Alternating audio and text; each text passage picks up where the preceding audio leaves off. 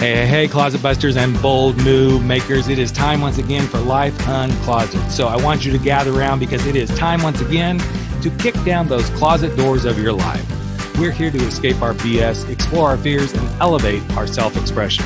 I'm your host, Rick Clemens. I'm the bold move expert and that coming out guy who's going to take you to the party, the pulpit, the wake, and back to the party of living your life uncloseted.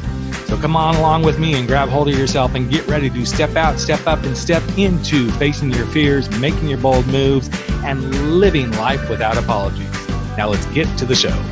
Hey, closet busters and bold move makers. It is time once again for Life Uncloseted, and we are going to uncloset something that all of us can be. We can all be leaders in our own way, but I feel like there's something a little bit extra special, something that I'm just going to say it, that us queer people bring to the table when we're out there leading, because we've had to take the lead in so many ways to be who we are and who we need to be in the world. And that doesn't mean we're better leaders. Some of us are. We're all just human. But today I am bringing a guest on who has just recently written a book about leadership. And it's a little bit of a specialty book because his book is called Pride Leadership for the LGBTQ Leader. And again, I want everyone to keep their minds open about this. We're not trying to say that we are better or unique, but there are some unique things that I do believe, and I know that Steve, my guest, is going to talk about, that as LGBTQ plus individuals, the challenges, the things we have to show up in to be leaders in our own right and to lead ourselves can be kind of an interesting little bag of tricks. And we just put those little tricks in our little bag and we go turn those tricks a lot of times. So that's what we're all about here. So Steve Yacovelli, thanks, man, for being here. As a published author, I'm so excited to be with another person who's just published their first book because it's like giving birth. So yeah. Thank you, Rick. Yeah. Thank you very much. And I know we were talking before we came on that, book publishing, quite a journey, right? It is. Technically, this is my third book. Okay. The first one didn't really count because it was like the dissertation thing that you have to jump through hoops, and then threw it online just like to get the ISBN credit. And then I did played around with doing an ebook on my own just to kind of see what happened. And boy, that was a shit show. I mean, it was a bad experience. So this is my first, hey, I have a publisher. We went through the whole process. I had a bunch of editors, and that was a really interesting and continues to be an interesting experience. But hey, I'm really happy I did it. My story's out there, and now hopefully people will hear it. Yeah. So why LGBTQ leadership? I mean, other than, let's just, in case you know it, we're both gay men. So we're gonna put that out on the table. Not that my listeners don't already know that about me, but why did you put the emphasis on LGBTQ leadership? Yeah, it's an awesome question, Rick. So I've been in this space in the leadership, development, change management, and diversity and consulting space pretty much my whole career. So going on 3 years. It's great. No, I'm just kidding. It's not 25 plus years. Oh, girl, come on. Hey, let's do what we have to do, right? I use good product now. That's right. So about 25 plus years or so. And over that time, I've really been fortunate to work with some really cool companies, good organizations, and you start to see patterns of behavior and how people approach leadership. And you see what's working for some and the different skills that they do, and you see the ones that crash and burn and what they're not doing. And so I just kind of tucked that away there. And then about 4 or so years ago, maybe a little bit longer, I started really getting involved in advocacy on behalf of the LGBTQ Blue community. Mm-hmm. And so I'm watching, gay leaders, meaning the broadest sense of the term, do what they do and just rocking it. I mean, doing some amazing stuff. And then at one point, that inner Carrie Bradshaw kind of popped up and said, I couldn't help but wonder, from Sex and the City, but I really couldn't help but wonder, like, is there something to these gay leaders that they're doing, in essence, all the right stuff that I'm seeing the best practice in the general population do. And so I started unpacking that a little bit. And that's really what led me down into the path of creating Pride Leadership. Great. And I have to say, I think there is something really, really unique. And my perspective comes from the space of when I was in corporate America, all the many years ago, I wasn't out. I was married. I was pretending to be heterosexual. And then as those moments begin to come closer where I'm like, okay, I am doing this. I'm about to come out of the closet here. I started really paying attention to my LGBT, which was all there was at that time. Right. counterparts and going, okay, how are they showing up here? Number one, and how are some of them doing this in these higher levels? Yeah. Because there was, and this, we're talking the late 90s. So we were just beginning to get past the Ellen DeGeneres, or right in the midst of all of that sort of stuff. And it really was becoming a big piece of how I saw myself coming out of the closet. In fact, it scared me to death. Because I'm like, okay, I'm going to lose everything. In fact, I'm doing a speech this weekend about that. So as I stood there, going, I'm going to lose everything, my job, my status, all this sort of stuff as a manager. Mm-hmm. It was like huge stuff. So when you look at these leadership things, and obviously you've done some of the work and the research to write this book, what are some of the bigger challenges you feel like LGBTQ leaders face that might be unique compared to, the average heterosexual? Right. So full disclosure, one of the places I've actually worked internally as a leadership consultant was with Disney. So we never said problems; we said areas of opportunity. Because that's not SEFL kind of stuff. So, and I actually address this in the book, that there are certain generalizations you can say that we as a collective community go through that really help us flex our leadership muscles. For example, one of the chapters is on understanding leadership courage. And if you look at the concept of what that means in the general population, yes, you can have those tough conversations, blah, blah, blah. Well, I think by nature of who we are as a collective community, we're forced to really amp up that courage thing if we want to be successful in the workplace. Mm-hmm. So not only just having those difficult conversations with those around us, but also bringing ourselves, which is another chapter, that authentic self to the workplace. You really can't untangle authenticity with courage. They are, they're separate chapters, but, and I say in the book, all of the 6 leadership competencies I focus my energy on in the book are so gorgeously intertwined, because that's collectively what makes us successful. So having courage, being authentic, really being empathetic. I think just those top 3, if you think about our collective and shared experience of being the quote unquote others, and define other how you will, it really forced us to flex those leadership muscles. And that experience just helps you be a more effective leader.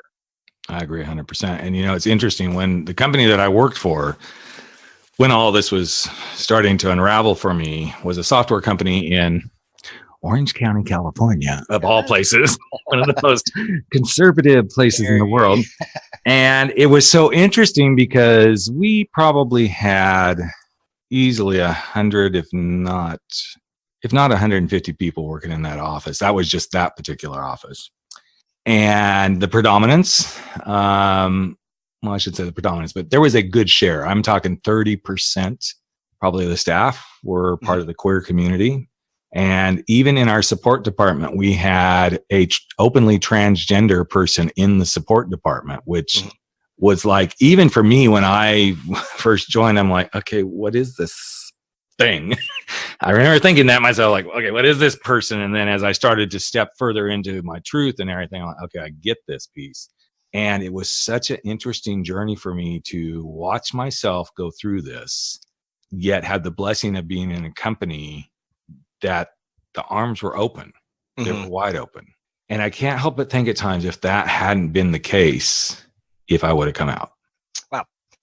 And it's funny because I had the very interesting conversation with my publisher and 2 of my editors during the process, because one of the chapters, of course, being your authentic self. At one point, I addressed the concept of being out at work, and I think the statistic currently is, I think it's a little more than half of LGBTQ people are actually out at work. And I remember reading that, I was very shocked by that. I thought it would be more, but in my initial draft of the manuscript, I had, if you are in the closet, stop reading this. And everybody around me was like, no, that you can't say it that way. And the more I unpacked it, I'm like, you're right. That's a little harsh, because I even talk about context in the book, and, I don't know what your situation is. So what I did was I really put it as, if you aren't out at work, rethink that, because 2 things are happening. One, maybe you're not in the environment where you can truly grow as your authentic self. Yep. And then 2, if you are not being your authentic self at work, you won't be the most effective leader, because you're channeling that energy to watch those pronouns and hide what you did last weekend and all that fun stuff. So, really helping people think not just about how they are at work, but also their work context, because my goodness, life's too short. Find a place that, like you had, Rick, is appreciates the differences that we have and allows you to be your authentic self and maximize the gifts that you can bring to the table versus make you hide those or discredit the ones that aren't quote unquote within the context of everybody else. Yeah. But it's interesting, Steve, because I started my speaking career speaking at colleges and universities on PFLAG panels. And for anybody who doesn't know what that is, that's listening, it was Parents, Families, and Friends of Lesbians and Gays. Yeah, it's just kind of PFLAG, kind of like the Nike swoop is the Nike swoop sort of thing, because there's so much more to the PFLAG. We could put the letters of the alphabet on and we'd go on forever. But it was interesting to me because there was one of my best speaker friends that we pretty much spoke a lot together on those panels. And she worked for a very well-known company, which I won't say on the air here. And she was not out at work. Mm-hmm. And at first, that bristled my little bit of hair that I had left on my head that she wouldn't be out at work. Because when I came out, I wouldn't say I came flaming out with rainbows and everything, but I just okay, I have waited 36 years to get here. Yeah. And nothing's going to hold me back from being my authentic self. And then when I heard her story the first time, I'm like, well, I don't know if I buy what you're saying. And then each subsequent time that I started listening to her story and then getting to know her, I'm like, okay, I get it. Because there was a point where she wasn't sure that even though we're in, California where it's very much, okay, everybody has a right to be who they are and all this sort of stuff. If anybody wants to get rid of you, they'll find a way. And she was in one of those environments where she was like, I don't know if I want to risk this. And then she quit. And then now she's doing her own thing. But I remember first my own reaction. And then we had just come off a panel. And again, college students. So, I remember when I was college students, I would say whatever shit I wanted to say half the time. And I remember hearing this group of students going, well, we really liked everybody but the one gal. And, she's hiding in the closet because she's not out at work. And I thought, okay, I can either let this slide or I can be a really good teacher. And I walked over them and I said, I just heard what you said and I love your perspective, but I want you to put yourself in her shoes. I want you to walk out of here a year from now or whenever you're going to graduate and walk into that environment, whether you're gay or straight or whatever it might be. But for some reason, something that is your truth, that if you let that out, that you would get fired. How would you feel? Yep. And it was really quiet. And they kind of did an about face. And I think this is that thing where we don't stand in each other's shoes half the time. And I think that's part of it. Mm-hmm. I also do agree that there's a lot to be said for being out and who you are at work. Right. Yep. Because that's only going to help smooth out some of the bullshit we have right now. Yeah. I mean, it's I did another interview a couple weeks ago, and this person said in the interview, well, how is your book different than, say, a leadership book for a person of color? And I'm like, that's a fantastic question. I said, the number one answer is assuming not, intersexuality, is that LGBTQ for the most part is an invisible minority. I said, so we choose, again, for the most part, to share who our authentic selves are. I said, and that in of itself is a courageous thing to do. To put yourself out there, to be vulnerable. I just don't walk in the room, maybe some days I'm a bit more like, hello, kind of thing. Right. But for the most part, I go to my clients and they may not know that I have a husband of 21 years. They may not know that, I've been out since I was 24 years old. But through the course of the conversation, I will make it known who I am, because in my world and my business, that's a big values thing. So, and I have worked with clients who initially were not cool with it, or it's like, let's not share that with the senior executive signing the checks. And I'm like, oh, we're not doing that because that's not how we roll here at Top Dog Learning Group. So, but you get that data and you learn and you figure it out. Sometimes it's an awesome opportunity to educate folks on stuff. Sometimes you get through that and you have to make that decision whether you're internal to a company or not. How much can you really change the culture given where you're at and the quote unquote power that you might have? Right. And I love what you just shared, because I think it is those moments where we are called to step into our own values at our highest level. And a lot of people are like, well, I don't know. And I will actually come back to him and said, I'm not going to argue. It's you do what you got to do. Yep. But please trust that I'm going to do what I need to do based on my personal values. Yep. Absolutely. And that's the way I roll. Again, like you, I don't walk in usually like, holla, I am here. Every once in a while I might, but Sure, yeah. for the most part, I don't. And Yeah. actually, usually it's not, I don't know, it's usually not too long till they figure it out, but it's not like I blatantly will say something. Yeah. It's not like I'm going to throw it down, but when the opportunity presents itself, I may say, oh yeah, my husband and I did this. And I just keep on rolling. Yeah, absolutely. Just like Tina Turner, we're just going, keep on rolling down that river, girl. If I stop, they're probably going to go, now what the fuck? What? Let's go back. Yeah. I do a 3-day leadership workshop for several clients. And one of the introductory activities is, what are things that you like to do? And so, I always model the way. I'll go first. I say, Dr. Steve Yacovelli, live in Orlando. I like to travel. I like wine. I like to paddleboard. And I guess after 21 years, I should say I like my husband. Ha, ha, ha. Okay, who's next? And I just drop that bomb very specifically because I can read the room very fast. Right. And, again, that's one of the things I talk about in the book. We are coached to really read the signs and symbols and nonverbals of those around us. It's a safety mechanism. It's a ingrained way for us to know who is in our tribe, who's okay with our tribe, and who is maybe an adversary to our tribe. So, I practice what I preach in the classroom, and you start to look and watch, and knowing the corporate values of the company, I know they 1,000% support LGBT, all the minorities, all the cool stuff. So I have that in my back pocket that if someone really balks at it, and I've had one person over the 9 years that I've been doing these workshops with this client come up and say something about it. I said, then there's an opportunity for you to rethink your experience, because life's too short. Your company values say this. That's your social contract with the business. And if that's not something that's in line with your personal values, I totally respect that. Maybe there's an opportunity to look elsewhere. Mm-hmm. And they're like, whoa. And it's cool. So if you can yield those understanding of your personal values, the values of the organization that you're playing with, that's a powerful position to be in, because you're just stating a fact. You're not stating necessarily, well, you have to do this. No, there's the values on the wall in the break room. If you don't abide by them, then that's an HR conversation. Absolutely. So I'm curious, only because you and I, you've been out longer than I have. I'm actually, this October this October will be 20 years since I came out. So nice. Yeah, I keep telling my husband, I'm waiting, girl. 20 years, there's gotta be something. Something's gonna happen on that day. China, I can't exactly remember. China's the thing. Huh?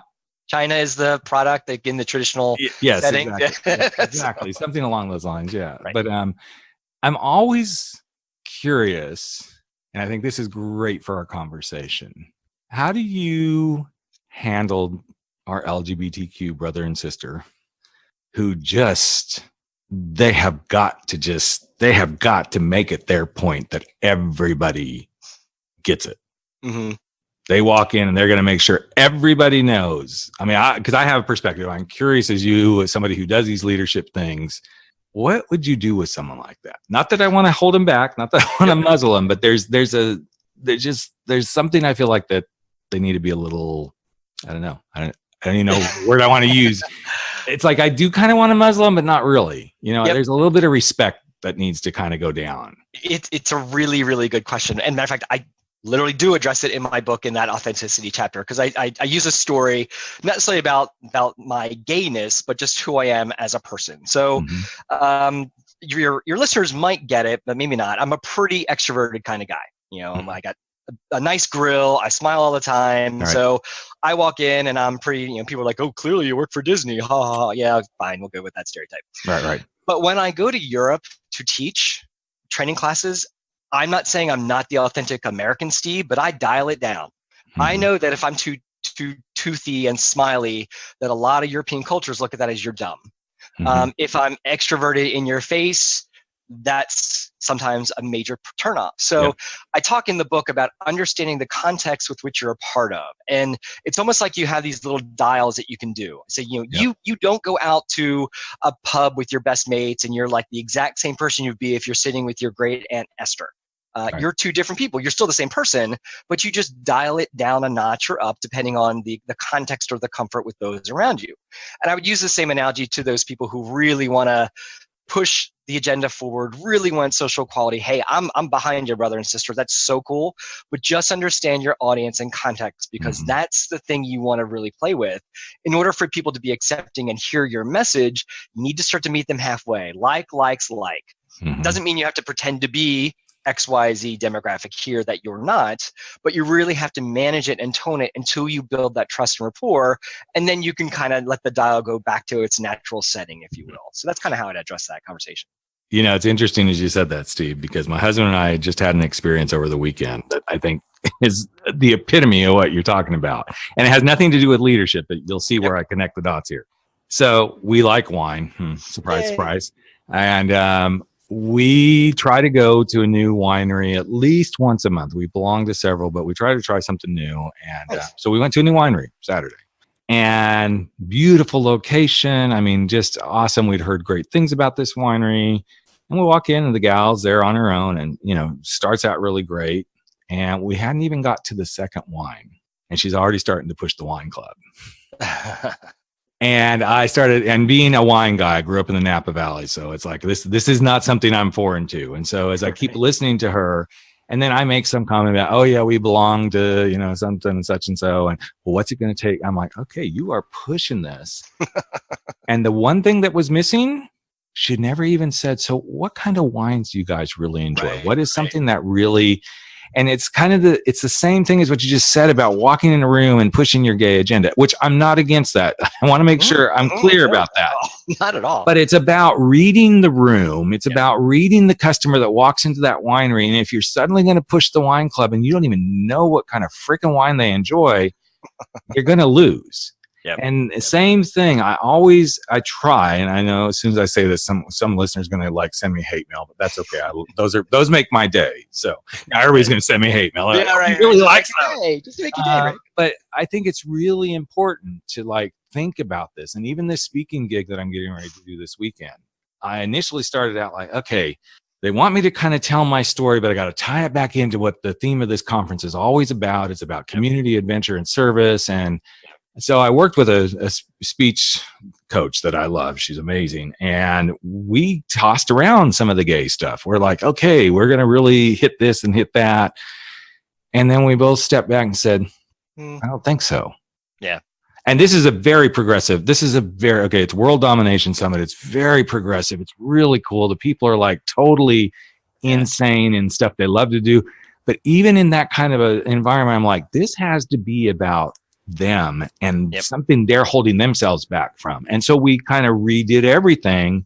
And most of the people who know me that know that I'm going to be there, they know how I am to begin with. But I'm approaching this from that perspective that I am telling my coming out journey, but it's all about leading them to that space of what is it you're holding yourself back from? Right. What is that big thing you keep saying you want to do, but you just aren't doing? And the way that it's getting approached is, there's going to be a couple of things that probably going to shock a few people, especially when I say that I was getting all, mom and dad sent me off to talk to the preacher when I came out of the closet. And the only thing they convinced me of that he was just hot and sexy and it didn't work, mom and dad. So, this is the way it went down, I know there's probably going to be a few people in the crowd like, that's not nice. Faster that way. I'm like, well, I can't help it. He was good looking, I'm sorry.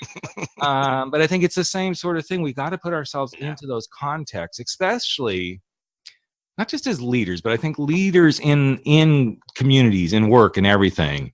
It's really helpful to say, okay, I know what I need to be as a leader, but how do I bring that personal piece of me into that space as well?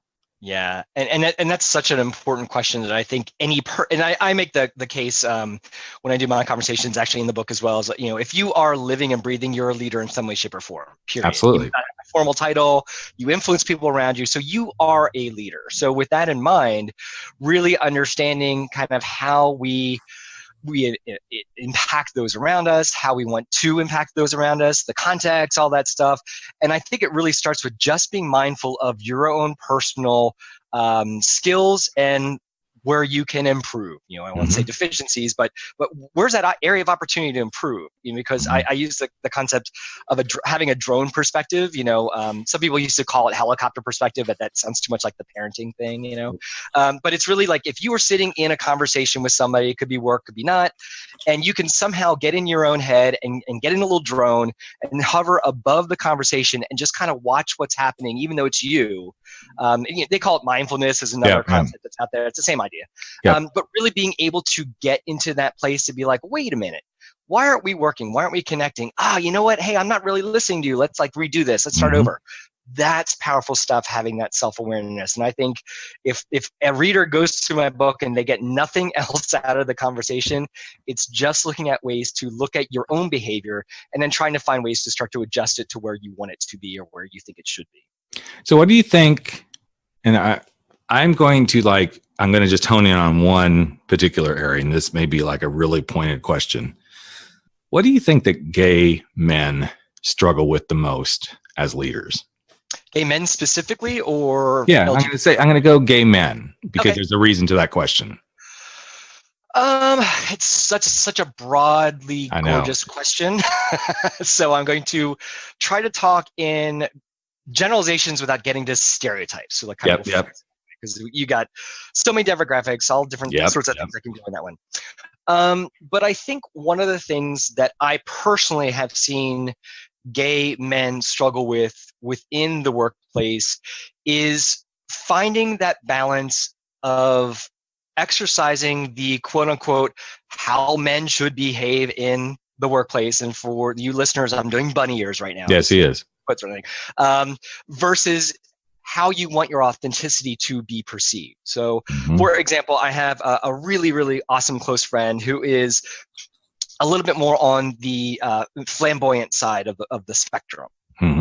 That's his authenticity. He's amazing at it. That's one of the reasons why I absolutely love this person.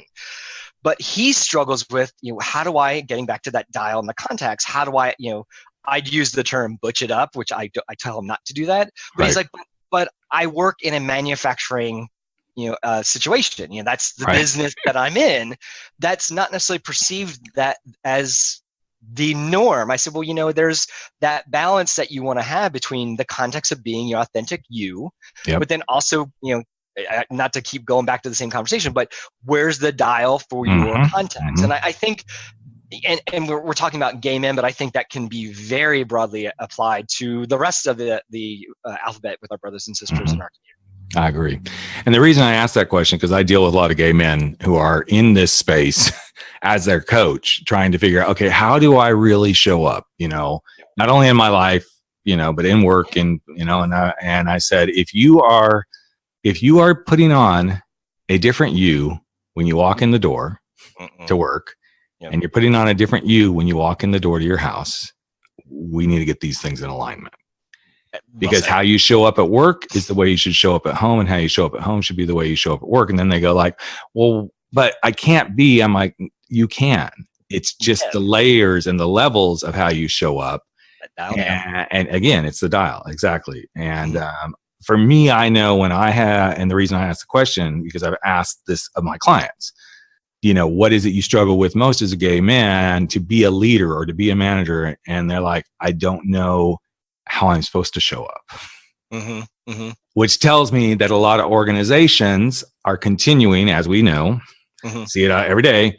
This is how men are supposed to be in the workplace, and this is how women are supposed to be in the workplace. And if you're a person of color, this is how, there's so many stereotypes. So when I get that with one of my clients, I say, first of all, so back to your, elevate helicopter thing, I always say, I want you to stand 30,000 feet above what you feel you're supposed to show up and observe yourself. I want you to be at that 30,000 foot level, watching yourself walk into work just for a day. Think through your day and how you showed up. What would you tell somebody who was doing that? Secondly, who do you want to be? Because who you want to be and who you are being are probably two different things. And if the who you want to be is keeping you awake at night because you can't be that, that's where the work begins. And I would add a third level to that. And this is where that you didn't ask permission to add a third level. This is my show, bitch. But please go ahead. So the third layer I would add would be something to the effect of, okay, so let's put that context out there. Can you, if your context or your work environment ultimately is not accepting of your authenticity, why are you there? Exactly. Are you an indentured servant to them? And people say, but I have to make a job. Hey, I get it. Paychecks are awesome. We all love those. We'd like to be, but in the grand scheme of life, and yes, this is very easy for me to say, but I say it through my own context, be somewhere that's going to appreciate who you are as the worker that you are. And hey, I've been fired from jobs. I started my own consulting practice because, quite frankly, I was fired from my last one. I still don't know why to this day. Florida's the right to work state, so I just pissed somebody off at somewhere. So I'm like, You know what? I'm going on my own and see what happens. And that was over 11 years ago. So, yes, not everybody has that opportunity to do something like that, but I would guarantee in today's day and age, smart employers are looking for the people who can do the work regardless of insert demographics here. Yes. And so that's where we want to put our special energy. That's where we want our little unicorn magic to go, because that's what the smart employers are starting to figure out. And if we start moving with our boots or heels on the ground to be like, you know what, I'm going to those folks because they like who I am and they support who I am and they are really open and inclusive, people notice and employers notice and recruiters notice. And so I usually challenge people for that third level to say, what is it that's keeping you at this organization that really doesn't appreciate your authenticity? And sometimes it's, I don't like change. There's something we can work with. Let's get you okay with change. Yeah, exactly. It's funny as you brought up the unicorn and I forgot about this until you said something. I was working with a client and then I was actually doing a team, I'm going to call it a team building workshop with a company locally. And I'm talking about being authentic as who you are, showing up fully in who you are. And so I do this exercise where I want all of them, even though we're not looking for work. I said, it all starts when you show up for that interview. Mm-hmm. And that question comes of, tell us about you, or tell us what your superpower is, whatever.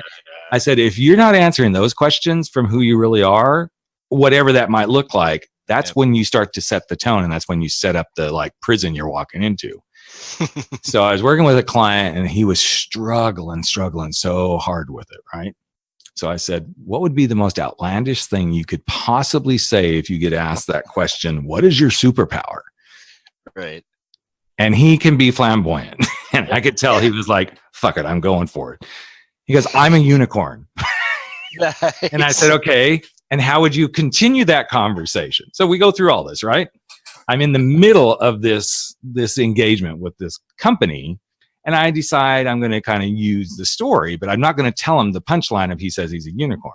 So as we get there, I'm like, so I would like all of you in your little groups to think about, you're just starting with this organization and you get handed that question. What is your superpower? Yeah. You guys go work on that and then we're going to come back. They had no idea that I was actually going to put people in the hot seats, right? Yep. So I'll be damned if the first person I don't bring up, big burly guy, right? And obviously my gaydar was way off that day. I'm like, no, this one, no way. I mean, he was hot as could be. I was like going, okay, Rick, you're supposed to be here for one reason. You're not supposed to be checking out the guys, right? And he gets up in the hot seat and I said, so we're going to start the interview. And I did a couple of questions and I, through the, what's your superpower? I am a unicorn. And of course I am like holding it in oh, fuck. Why is this happening right now? And I said, really, can you explain that to me? And he goes, well, unicorns, we're a special breed of people and we bring such unique things to the workplace. And we really have these superpowers that nobody really gets. And I said, well, that's cool. So what are those superpowers? He goes, well, as a gay man. And of course I'm going, oh, God, how am I going to do this with, and he's going on and on. I said, well, get all done. He goes through this whole thing about being a gay man and why being a gay man. We are really insightful about things. We can see things. We can read people really well, yada, yada, yada. I mean, by the time he was done, I was like, I'm exhausted. I mean, I would have been hiring this one in a heartbeat just because he proved his fucking point. We get done and I said, thanks, man. You were really, really great. And he looked me right in the eye and goes, and you didn't even know I was gay, did you? Okay, he just called me out, but it was such a great experience because what he did was he set the tone for the rest of them. Absolutely. Because he modeled that. I am fully bringing myself to this. So We get completely done with the day. The event planner or the guy who hired me comes up, and I said, how did it go? He goes, I'm shocked. I'm like, oh shit. Oh no.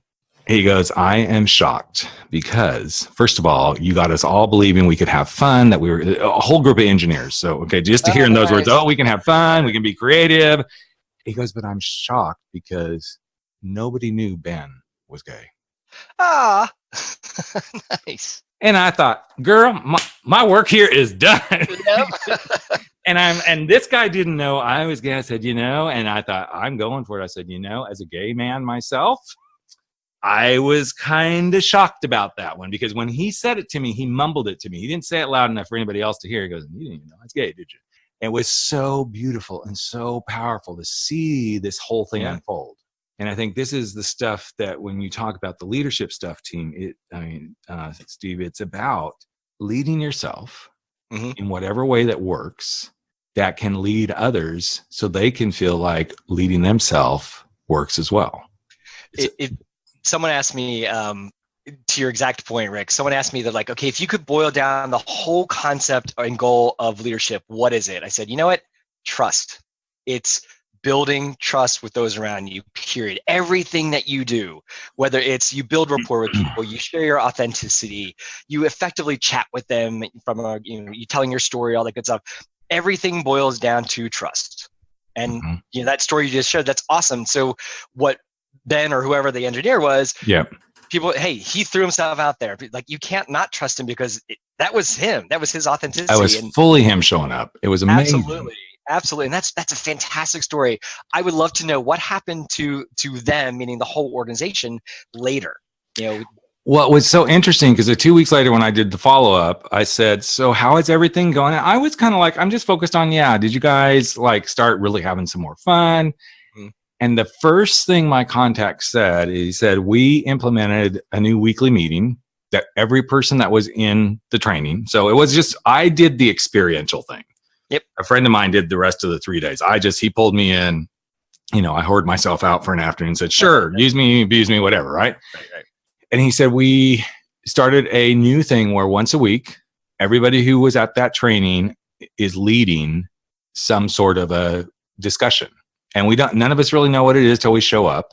And he said, one of the first discussions that came up was not by Ben. It was by somebody else on the team. And the discussion was, how do we get to authentically know each other? Oh, nice. And he goes, it was something that opened us up because they were known as the wicked stepchildren of the company. They're the engineers. You just got to make sure the lines work right. We got to make sure all the packaging happen. It's like the engineers, they'll figure that out. It was kind of like they were the dumping ground. It's like, let the engineers handle it. Nice. And he said, here's the interesting piece out of this whole story. Him and only 3 other people, so there were 16 that came through this experience.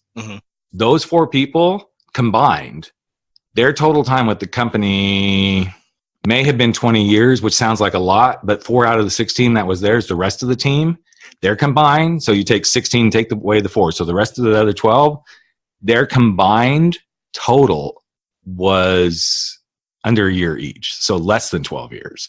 So to see this new birth and new breath come into the team, and then he came back again. The thing that kept coming back was A, we're having fun now. Nice. B, we realize we're creative. And C, that C thing was we're starting to get to know each other more authentically. That's great. And I think this is when you see something, and again, we're going to come kind of full circle here.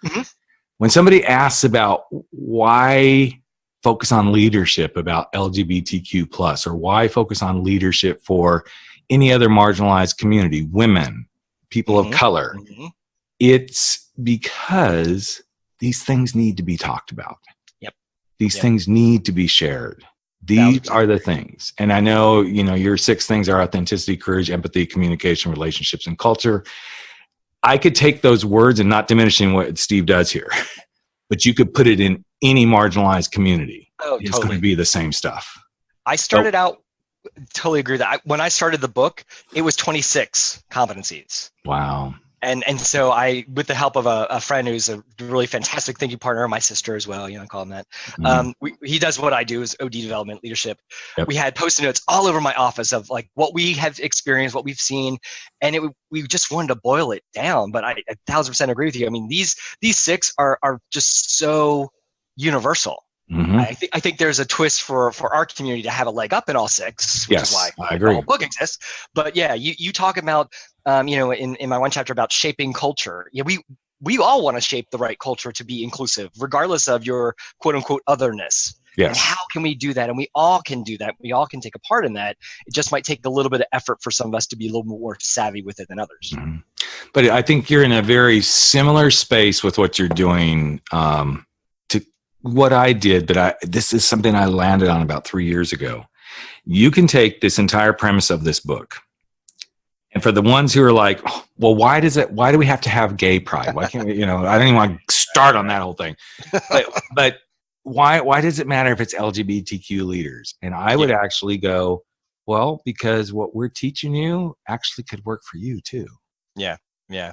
If you were really authentically coming to work, if you were really showing up as your courageous self, if you were really being empathetic, if you were really communicating, if you were really focused on the relationship, if you were really focused on the culture, because in something that you do that you feel like you're not fitting in, guess what? It's going to be the same thing. And I landed on this literally 3 years ago when I realized my coming out process, I can do with anybody in any situation they're in and any company in any situation they're in, because coming out starts with being confused.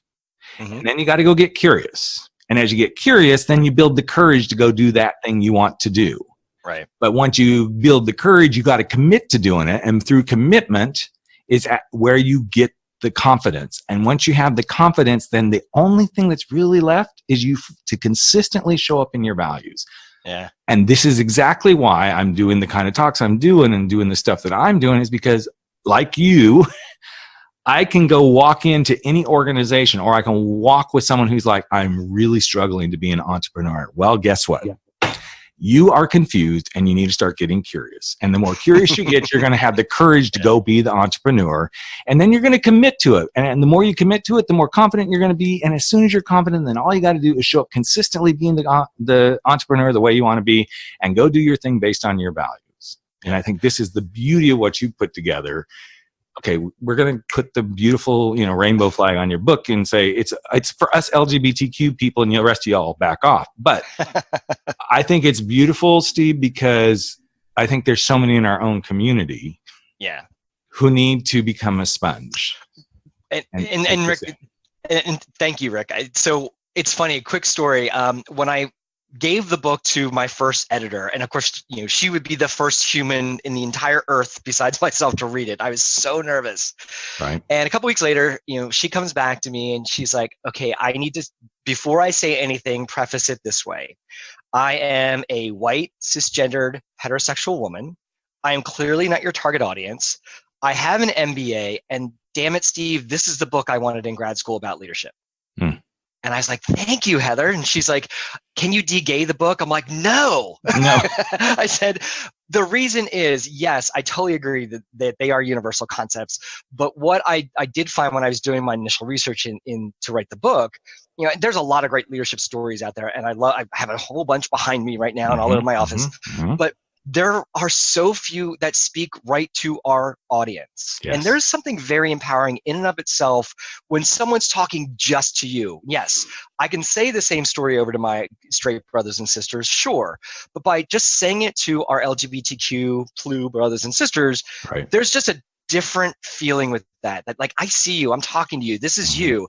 And then obviously in the narrative, I do call out that, you are courageous, and here's why, gay person, lesbian, et cetera, et cetera. And so that's the nuance of the book. Maybe down the road I will, as my editor said, de-gay it, but I don't want to yet, because I really just want to build the leadership resiliency of our community, because I think it's time. I think especially that next generation that's coming up, that's going to take over the fight for all of us. No one's really addressing collectively their leadership awesomeness. Yes. And I say, I wrote the book, I'm actually trying to start an LGBTQ leadership movement. And that's really my end game goal, my not so hidden agenda. I love that. Love it, love it, love it. And it's funny that you talk about de-gaying, because I had similar situation as soon as Frankly My Dear I'm Gay came out. I had quite a few of my straight friends read it. And the first version we didn't like, because the publisher really screwed it up. So we had to we re-edited and everything. But when that second version came out, I actually had people saying, so can you write this for the straight person now? Mm-hmm. I'm like, just read what's in there and pull out of it what the fuck you want. Okay. I'm not, Frankly My Dear I'm Straight just isn't going to work. I'm sorry. Right. But it was so interesting because it did start to plant the seed of, frankly, my dear, I'm a cancer survivor. Frankly, my dear, I'm, and I'm like, I don't think I have the chicken soup for this whole thing in me, so ain't gonna happen. But I did have somebody say to me just recently, so when's the next book coming out? And is it going to be like, is it going to be that de-gayed version? I'm like, yeah, it's called Stop Fucking Apologizing. Okay, so there's your, and that is the title of the book, Stop Fucking Apologizing. So, nice. But yeah, it's so cool. So Steve, I have so much enjoyed this conversation, man. I'm so excited for you. I love the bits that I've gotten to read of this book. He forced it down my throat. He's like, you got to read this before we go on the air. I'm like, okay, bitch, fine. I bought you dinner first. Come on. Yeah. Well, okay. We just went another place that I wasn't thinking we were going, but no, I love it. I'm wishing you all the success. I hope it's just a huge success when you go. The whole point of us trying to get this to this point was he's heading off to the LGLCC. What is that?